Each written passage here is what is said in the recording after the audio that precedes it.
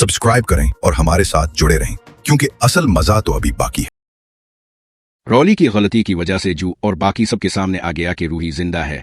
इसी वक्त रूही और जू ने मिलकर सबके सामने दादी और रॉली का पर्दाफाश कर दिया और पूरे खानदान ने मिलकर दादी और रॉली को धक्के मारकर घर से निकाल दिया।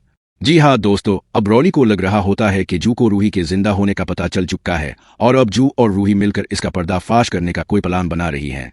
लेकिन रॉली इस बात से बिल्कुल बेखबर होती है कि अभी तक जू को रूही के जिंदा होने का पूरा सच मालूम नहीं हुआ। उधर जू को इतना जरूर महसूस होता है कि रॉली इससे कुछ ना कुछ जरूर छुपा रही है, लेकिन जू ये नहीं समझ पाती कि आखिर रॉली इससे छुपा किया रही है। इसीलिए जू सच जानने के लिए रॉली पर कड़ी नजर रखने लगती है। उधर रॉली बार बार बलबलाती है कि रूही जिंदा है, कहीं इसने सबको मेरा सच तो नहीं बता दिया। अगर ऐसा हुआ तो घर वाले मुझे धक्के मारकर बाहर निकाल देंगे। तभी जू छप कर रॉली की ये सारी बातें सुन लेती है। जब इसे पता चलता है कि रूही मरी नहीं बल्कि जिंदा है तो इसकी खुशी का कोई ठिकाना नहीं रहता। लेकिन जू ये नहीं समझ पाती कि जो धर में कावेरी मासी के रूप में है वही असल में रूही है। इसी लम्हे जू कावेरी मासी के पास जाती है और कहती है, कावेरी मासी, आज मैं बहुत खुश हूं क्योंकि मेरी बहन रूही मरी नहीं, वो जिंदा है, सही सलामत है। रूही को जू की ये बात सुनकर धचका लगता है। इसे समझ आ जाता है कि जू को जरूर रॉली की किसी हरकत से इसके जिंदा होने का शक हुआ है।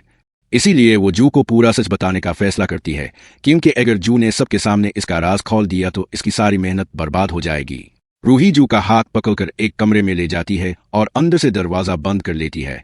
फिर अपने चेहरे से सारा मेकअप हटा देती है और सिर से नकली सफेद बाल उतार देती है। जब जू रूही का असल चेहरा देखती है तो वो इसे गले लगाकर फूट फूट कर रोने लगती है। जू कहती है, तो मुझे छोड़कर कहाँ चली गई थी रूही?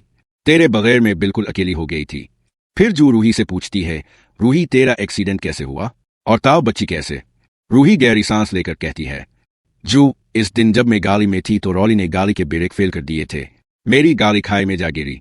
सबको लगा कि मैं मर गई हूँ, लेकिन किस्मत से एक बाबा जी ने मुझे बचा लिया। फिर मैंने तहैया किया कि जब तक दादी, रॉली और सोनी का काला सच सामने नहीं लाओगी तब तक वापस नहीं आऊगी। इसीलिए मैंने कावेरी मासी का रूप लिया और निहार को ठीक करने की कोशिश करने लगी। दादी, रॉली और सोनी का सच सुनकर जू को बहुत बड़ा धचका लगता है। वो कहती है, मुझे तो रॉली पर पहले ही शक था, लेकिन दादी और छोटी मम्मी भी इसमें शामिल हैं, ये कभी सोचा भी नहीं था। रूही कहती है, इसीलिए हमें मिलकर उनका पर्दाफाश करना है ताकि ये किसी और के साथ ऐसा ना कर सके। जू पूरा साथ देने का वादा करती है और दोनों एक बड़ा प्लान बनाती हैं। इसके बाद रूही और जू दादी, रॉली और सोनी के खिलाफ सबूत इकट्ठे करने लगती हैं। जब भी ये तीनों आपस में बात करती हैं, जू छप कर वीडियो बना लेती है। एक दिन उन्हें वो सबूत मिल जाते हैं जिनसे पूरा सच सबके सामने लाया जा सकता है। रूही और जू मिलकर पुलिस को कॉल करती हैं और घर बुलाती हैं। पुलिस को देखकर रॉली की आंखें हैरत से फटी रह जाती हैं। दादी कहती हैं, अब गलत पता पर आ गए हैं, हमने कोई कॉल नहीं की। तभी रूही और जू सामने आ जाती हैं और कहती हैं, पुलिस को हमने बुलाया है। पुलिस अफसर पूछता है, क्यों बुलाया? रूही कहती है, इस रॉली ने मेरी कार के ब्रेक फेल किए थे जिससे मेरा और निहार जी का एक्सीडेंट हुआ और दादी और सोनी इसमें शामिल थी। रूही सारे सबूत पुलिस को दिखाती है। रॉली गिलगिलाकर मुआफी मांगती है, लेकिन रूही कहती है, अब मुआफी का वक्त नहीं है रॉली, सजा का वक्त है। पुलिस रॉली को गिरफ्तार कर लेती है और दादी और सोनी के खिलाफ भी मुकदमा दर्ज होता है। ये सब देखकर निहार भी मुकम्मल तौर पर ठीक हो जाता है। इसके बाद खानदान में सब कुछ ठीक हो जाता है। निहार और रूही फिर से एक हो जाते हैं। समर और जू भी एक साथ आ जाते हैं।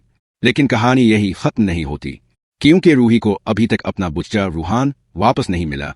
अगर आप चाहते हैं कि रूही और निहार को उनका बेटा रूहान वापस मिल जाए तो इस वीडियो को लाइक करें, चैनल को सब्सक्राइब करें और कमेंट में लिखी, आई सपोर्ट ए जूही।